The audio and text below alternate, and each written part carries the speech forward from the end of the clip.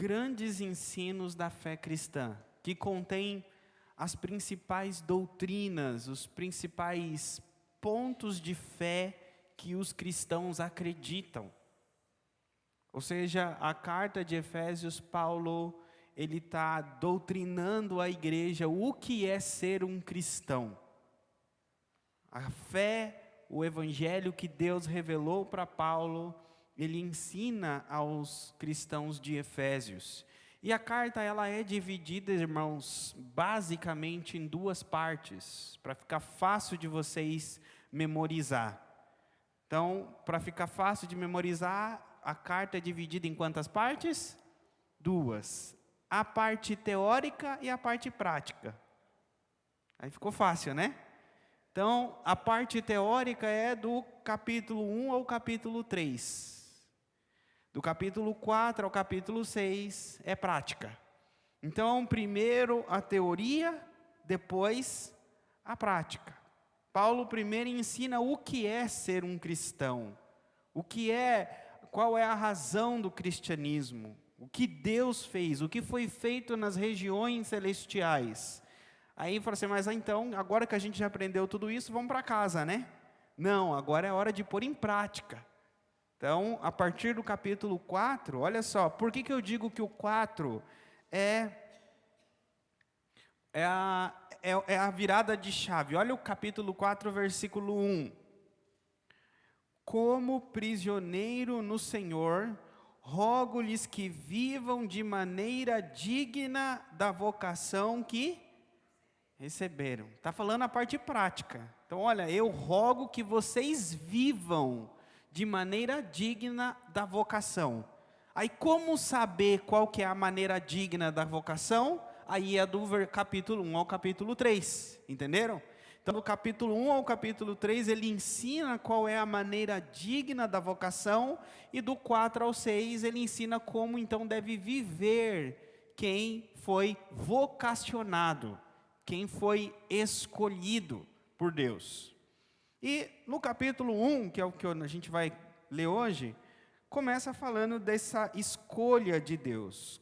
Capítulo 1, versículo 1, acho que a gente vai até o versículo 6 hoje. Paulo, apóstolo de Cristo Jesus, pela vontade de Deus, aos santos e fiéis em Cristo Jesus que estão em Éfeso. Um versículo por enquanto, tem muita coisa aqui. Primeiro, Paulo começa dizendo, o autor da carta, Paulo, né? Paulo que está escrevendo, e ele usa a palavra apóstolo, apóstolo de Jesus Cristo. O apostolado de Paulo aqui, ele está dizendo que não é da igreja, que o apostolado dele não é humano, não é terreno. Quando ele fala apóstolo de Jesus Cristo, ele está dizendo que o apostolado dele veio de Jesus. Mas Paulo andou com Jesus? Sim ou não, irmãos? O Jesus físico não. Ele não foi um dos 12 discípulos de Jesus. Mas ao mesmo tempo ele está dizendo e afirmando na carta dele que ele não é diferente dos 12 que andaram com Jesus. E na verdade, dos que andaram com Jesus, dos 12, um se enforcou. E entrou um outro no lugar dele. Não é? Esse outro andou com Jesus também desde o princípio, mas não foi um dos 12 que Jesus havia escolhido. Mas Paulo está dizendo, eu sou um apóstolo de Cristo Jesus, não sou diferente nem um pouquinho dos 12, porque Jesus me escolheu. Foi Ele que me vocacionou, foi Ele que me chamou. E ele fala, pela vontade de Deus. Então, ele é apóstolo de Jesus, mas a vontade é de Deus. Claro que Jesus também teve vontade, mas o que Paulo está dizendo é a comunhão entre a Trindade, que tudo que eles fazem um de acordo com o outro. Ou seja, a Trindade funciona como uma harmonia num relacionamento. O Pai, vocês imaginem comigo, quando eu falo Trindade, vocês conseguem imaginar, não é? É o Pai, o Filho e o Espírito Santo, que são eternos, que não existiam antes de todas as coisas, certo, irmãos? Então, antes de Deus criar todas as coisas, Deus estava sozinho? Não, Deus eram três, era o Deus Pai, o Deus Filho e o Deus Espírito Santo. Então Deus não estava mal acompanhado, Deus não estava solitário, Deus não era como Adão, né? Viu que o homem estava só, e não era bom que o homem estivesse só. Deus nunca esteve só. Então, Deus, antes da criação do mundo, Ele tem a comunhão, aí vem as palavras difíceis que os homens criam, né? Intratanitária. A comunhão introdução entre eles, e trinitária é da Trindade. Então, é a comunhão dos três. A comunhão de um único Deus em três pessoas. E tudo que eles fazem, eles fizeram em comum acordo antes de criar todas as coisas. Então, antes de criar tudo, o Filho decidiu morrer, o Espírito decidiu encher a igreja, Deus era o Pai que ia enviar. Vocês estão entendendo o que eu estou querendo dizer? Então, por isso que Deus fala que eles são um. Eles têm comunhão entre eles. E aqui abre alguns parênteses, porque a linguagem que Deus usa aqui, Deus Pai, Deus Filho, Deus Espírito, eles são um. Perfeito? Sim ou não? E aí fala também que a igreja com Jesus, né, nós seremos um com Jesus. Sim ou não? Como Ele é um com o Pai. Ou seja, a mesma comunhão, o mesmo relacionamento que o Pai tem com o Filho e com o Espírito Santo, Jesus tem com a igreja. Vocês concordam comigo? Porque a palavra é a mesma, não é? Seremos um. Assim como eu e o Pai somos um, vocês também são um comigo. Agora tem uma outra linguagem na Bíblia que fala que é um. Fala que deixará pai e mãe, se unirá à sua mulher e serão o quê? Uma só carne. Vocês estão entendendo o que é comunhão? A mesma é copiar e colar. Já existia no céu. Primeiro, a primeira unidade em multiplicidade era o Pai, o Filho e o Espírito Santo. O negócio era tão bom que Deus falou: eu vou fazer agora a mesma coisa entre o meu filho e a igreja. E o negócio é tão bom que o meu filho e a igreja vai ser representado pelo casamento, pela união familiar. Deu para entender até aqui? Tudo isso para dizer para vocês que quando diz aqui que Paulo é apóstolo de Jesus Cristo pela vontade de Deus, significa que quando Jesus traz Paulo, aparece para Paulo e comissiona ele a apostolado, estava fazendo conforme a vontade, conhecimento e aprovação de Deus, porque eles são um só, sim ou não? Então a gente aprende que dentro do casamento, tudo que um faz, o outro tem que saber também aprovar, se é um só.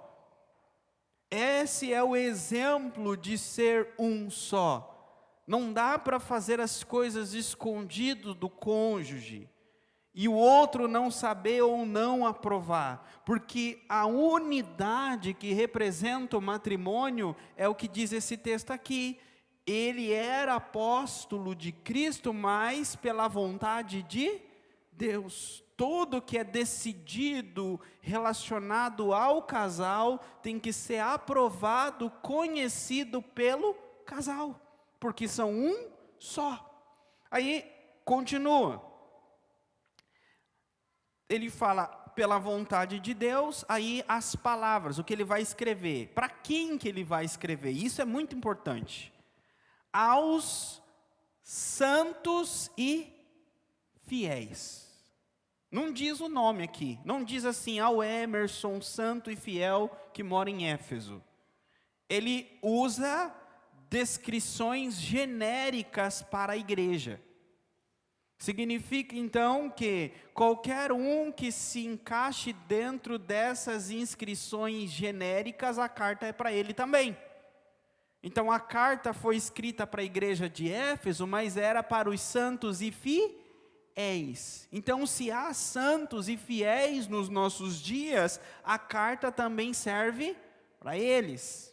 Por que isso é importante? Porque não tem como a gente aplicar Efésios para não crente, irmãos. A carta não foi para não crente. É para santos e fiéis, não é não santos e infiéis. Então a carta é para santos e fiéis, só que fiéis, aí algumas traduções devem estar diferentes, tem crentes talvez, mas é fiéis em Cristo. Fiéis em Cristo, é na unidade com Jesus, não é na obediência da lei, que estão em Éfeso. Aí, versículo 2, a vocês quem? Os santos e fiéis. Então, a vocês, os santos e fiéis, o que tem vocês? Graça e paz. Então, os santos e fiéis em Cristo, eles desfrutam da graça e da paz. Graça significa favor imerecido. Graça significa que Deus faz além daquilo que nós merecemos, não é pelas nossas obras, não é pelas nossas capacidades, não é pelo que fazemos ou deixamos de fazer, é porque Ele é Deus e Ele é gracioso. Então Paulo está dizendo a vocês, a graça de Deus e a paz. Que paz? Da parte de Deus, nosso Pai, e do Senhor Jesus Cristo. É interessante que ele diz aí no versículo 1, aos santos e fiéis em Cristo. E no versículo 2, paz da parte de Deus. Fidelidade em Cristo e paz de Deus. É isso que Deus nos dá quando temos comunhão com a Trindade. Paz, comunhão, fidelidade. Aí ele vai esses 2 primeiros versículos foram só a introdução da carta. Agora ele vai entrar no conteúdo da carta. O conteúdo começa no versículo 3, ele diz: bendito seja o Deus e Pai do nosso Senhor Jesus Cristo. Esse bendito seja, louvado seja o nome do Senhor, bendito, abençoado. Ele está elevando a Deus na mais sublime altura. É como que veio à mente de Paulo o que Deus é e o que Deus fez, e ele não tem palavras para explicar, não tem palavras para engrandecer a Deus. Então ele solta uma palavra de louvor a Deus. Ele, bendito seja Deus. Por tudo, por quê? A gente vai ver por quê. Mas é isso que primeiramente deve vir à mente. O cristianismo existe para a glória de Deus, é a expressão da glória de Deus. Então, quando nós paramos para ver o que Deus fez por nós, aquilo que deve vir à nossa mente é: bendito seja o nome do Senhor. Que coisa maravilhosa que Ele fez, que coisa magnífica o Senhor tem feito. Bendito seja o nome do Senhor. Deus e Pai de nosso Senhor Jesus Cristo, que nos abençoou com todas as bênçãos espirituais nas regiões celestiais. Nos abençoou. Nos é quem? Quem é que Paulo está dizendo aqui quando ele fala nos abençoou? Quem é? É ele mesmo, Paulo, e os outros, quem é? Os santos e fiéis. Então, Deus abençoou nas regiões celestiais os santos e fiéis, dos quais Paulo fazia parte. Então, a igreja do Senhor Jesus Cristo, quem está em Cristo, porque fala aí, fiéis em Cristo, quem está ligado à videira verdadeira, essa pessoa, ela é abençoada com todas as bênçãos. Irmãos, parem para pensar comigo, por que Paulo usa essa palavra todas? Todas as bênçãos. É como que ele não quer deixar nenhuma de fora.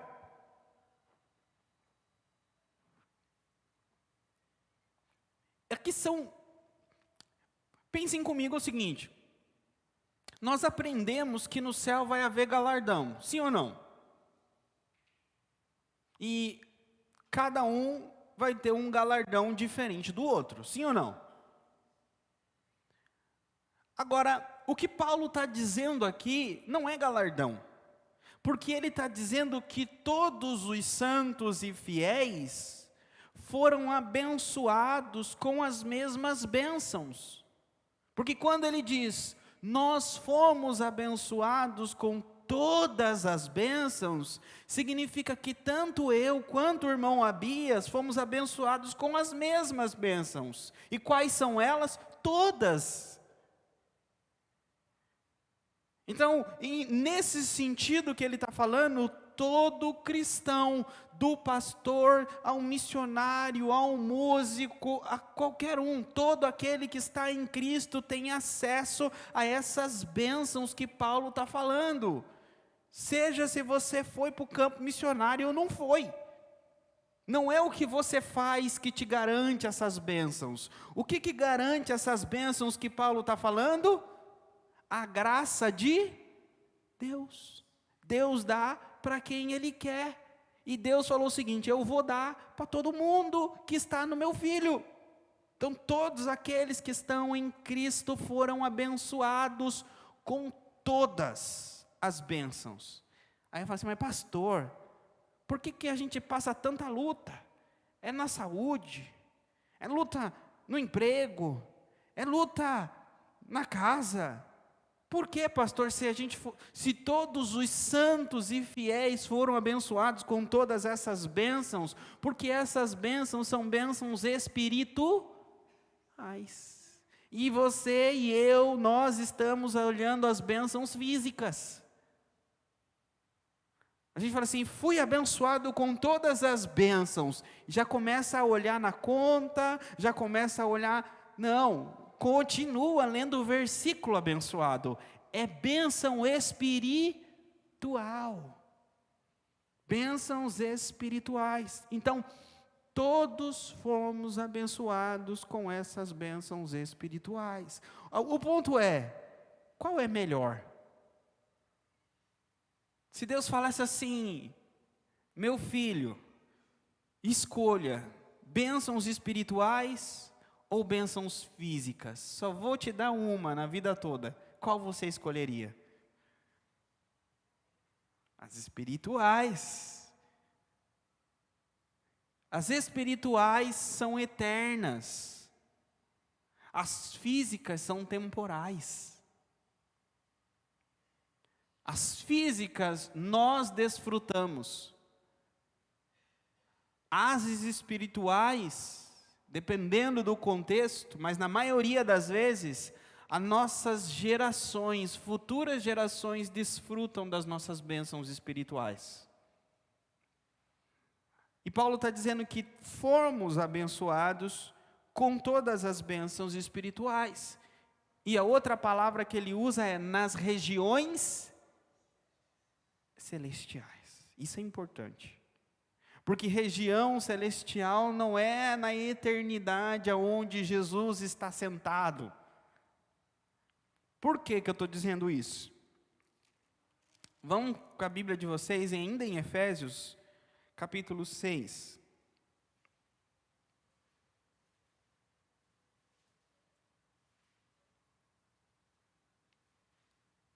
Versículo 12, 6:12, acharam? Diz assim: pois a nossa luta não é contra seres humanos, mas contra os poderes e autoridades, contra os dominadores deste mundo de trevas. De quem que Paulo está falando aqui? Não precisa ter medo não, irmão, pode falar. De quem é? Dos demônios. Paulo está falando dos demônios. Então a nossa luta não é contra seres humanos, mas é contra os demônios. Ele usa essas palavras aqui para se referir aos demônios.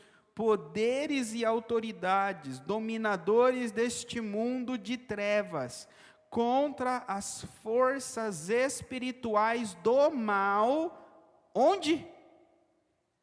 Nas regiões celestiais, que é o mesmo lugar onde nós fomos abençoados com todas as bênçãos espirituais.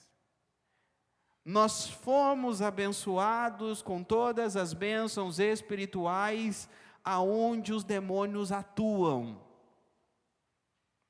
Significa então que em Cristo Jesus, nas regiões celestiais aonde os demônios atuam, nós somos muito mais do que vencedores. Não tem que ter medo do diabo. Não tem que ter medo de macumba, não tem que ter medo de mal olhado, não tem que ter medo de olho gordo, não tem que ter medo de nada disso. Porque você foi abençoado com todas as bênçãos espirituais nas regiões celestiais. E as regiões celestiais é onde nós travamos as batalhas espirituais. Já viram falar desse termo, né? Batalha espiritual. A batalha espiritual, ela se luta de joelho. Ela se luta em oração, em intercessão, em clamor, e é nas regiões celestiais. E Paulo está dizendo, mas estufem o peito de fé, estufem o peito de certeza absoluta, que nesse ambiente, que nesse, vamos dizer assim, nesse local onde você vai travar suas batalhas, que são as regiões celestiais, você foi abençoado com todas as bênçãos espirituais. Tudo que você precisar para batalhar a batalha espiritual, tudo que você precisar está disponível ao teu dispor em Cristo nas regiões celestiais. Por quê? Porque diz aí, está no outro versículo que ele está sentado nas regiões celestiais. Versículo 6, capítulo 2, versículo 6.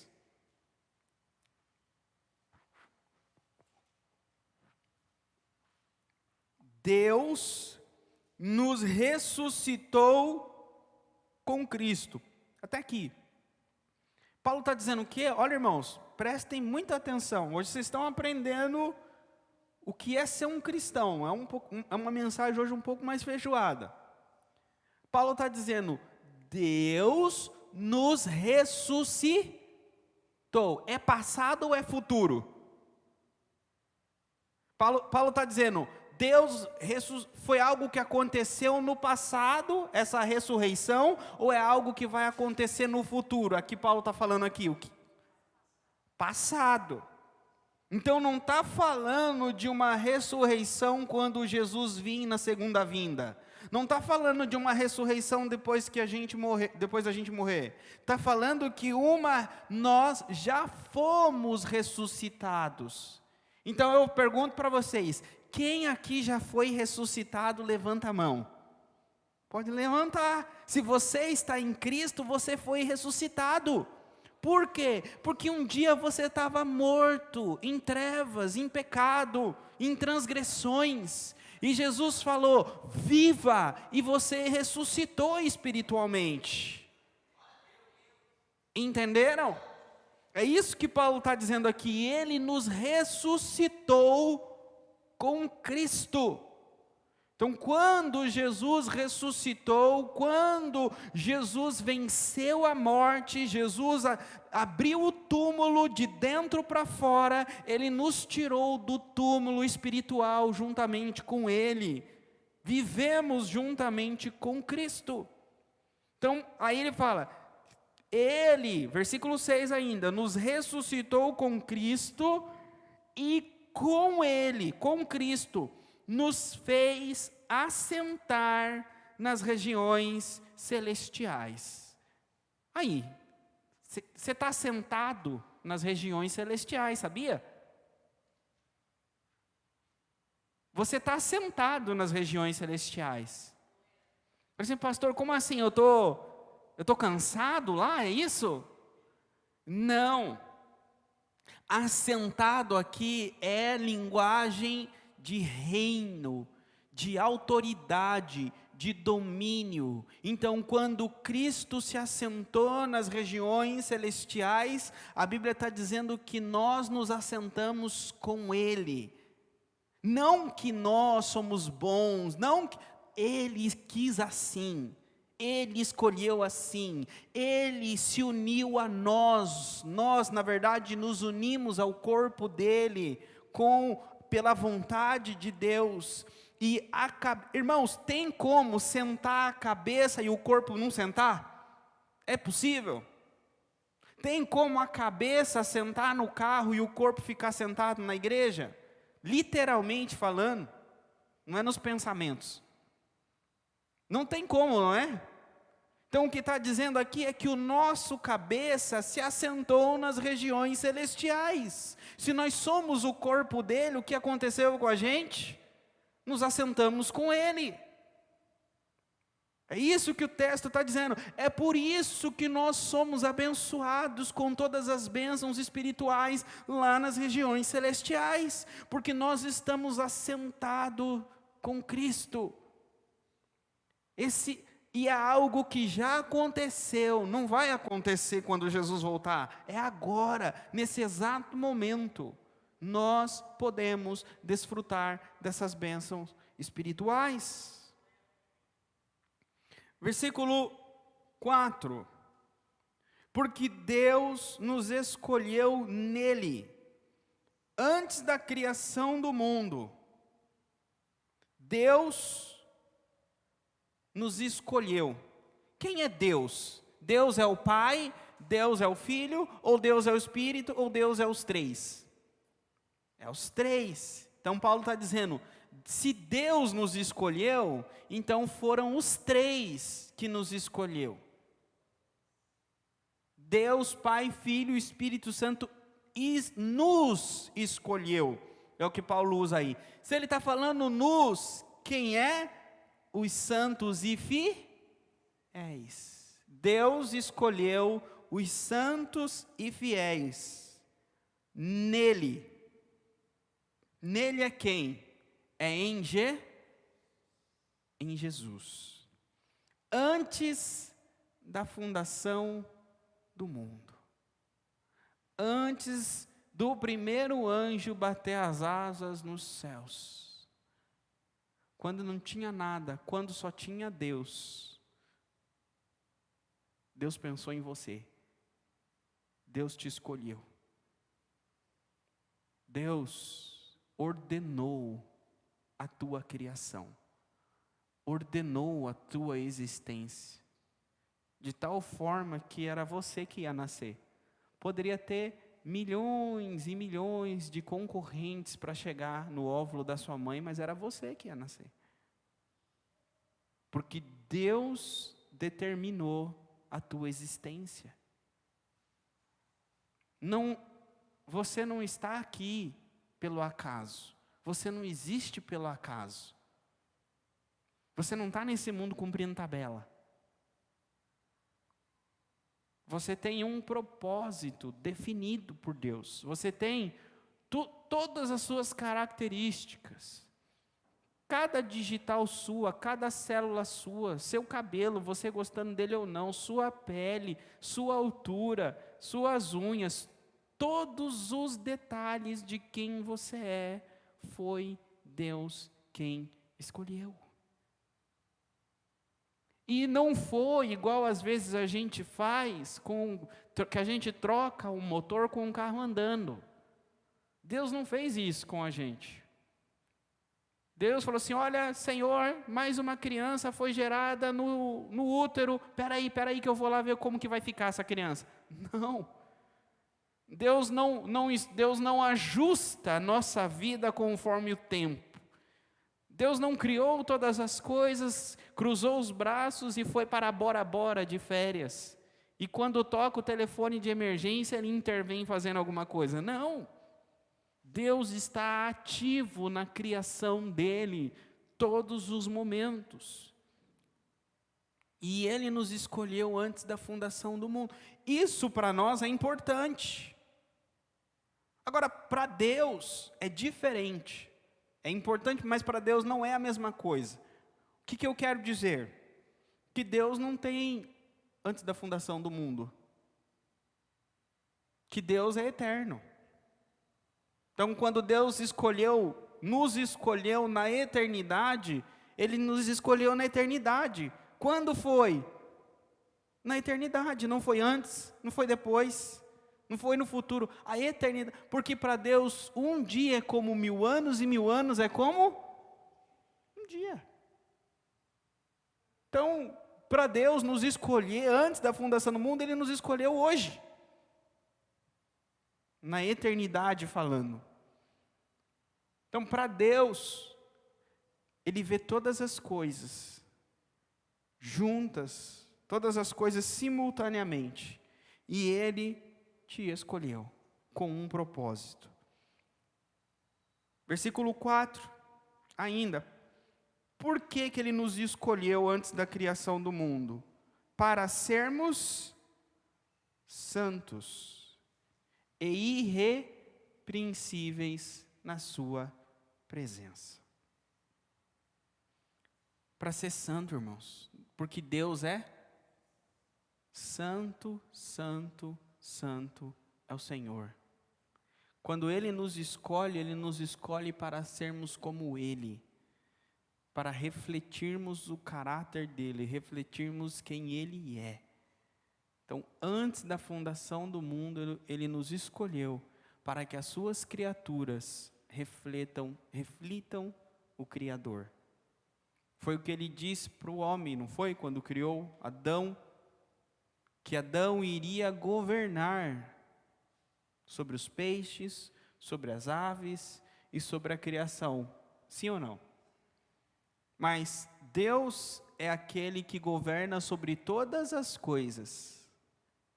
Então é como que Adão ia ser um mini governante, porque o governante supremo era Deus. É como que Deus, entendam isso, Deus criou Adão para que Adão refletisse numa escala pequena aquilo que Deus é numa escala maior. Uma escala grandiosa. Por quê? Para que Adão seja um sinal para Deus. O homem seja um apontar para Deus, para a glória de Deus. Eu termino aqui, não deu para chegar até o versículo 6, quem sabe na próxima quarta-feira. Mas o tema da carta é esse: quão grandiosas bênçãos nós temos no mundo, na região espiritual, nas regiões celestiais. E ser um cristão não é o que vê, não é só ir na igreja. Quando você realmente está em Cristo, é uma nova criatura, nasceu de novo, abandonou o seu pecado, você é diferente nas regiões celestiais. E um dia vai ser mostrado para todo mundo a verdade que você é. Não é no sentido, os seus pecados vão ser revelados. Não, o que eu estou dizendo é que um dia Jesus vai voltar. Nós deixaremos esse corpo corruptível, receberemos um novo corpo, e vamos refletir a glória de Deus, quem nós realmente somos, a nova criatura que nós somos, será vista por todo o olho. Amém?